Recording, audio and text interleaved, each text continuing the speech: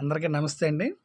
ఈరోజు వర్క్ లో బడ్జెట్లో హెవీ గేట్ సార్. తక్కువ బడ్జెట్లో హెవీ గేట్ చేసాం సార్. ఇది రన్నింగ్ గేట్ అండి. ఇది కూడా దీనికొచ్చి ప్లాట్ఫామ్ ఇన్నర్లో 2 inch Tata C class pipe వాడాం సార్. దీనికి అది కనీసం ఒక 20 years ఉన్నా సరే పోదు సార్. అది ఈ రన్నింగ్ కూడా చాలా స్మూత్గా అవుద్ది. కింద స్టీల్ బేరింగ్లు పెట్టాను సార్. దీనికి ఏ గేట్కైనా కూడా కింద బేరింగ్ల పక్కన గ్యాప్లా కనబడుతుంది సార్. ఈ గ్యాప్ లేకుండా ఈ కింద డిజైన్ ప్లాన్ చేసామండి. అసలు ఏమి పురుగు పుట్ట కానీ అసలు ఏం దూరకుండా ఎలుకలు అట్లా లోపలికి వెళ్ళకుండా నీట్గా ప్లాన్ చేసాం సార్. కింద ఈ రన్నింగ్ కూడా చాలా బాగుంటుంది సార్. ఈ గేటు చూడండి ఎంత స్మూత్గా వెళ్తుందో.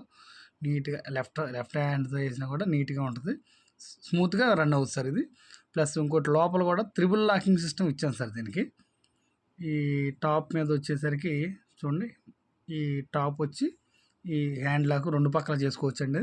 సెంటర్లో ఏమో గెల్లాగా ఇచ్చాను, దీనికి తాళం పెట్టుకోవచ్చు. కింద ఏమో టవర్ బోల్ట్ లాక్ ఇచ్చాను సార్.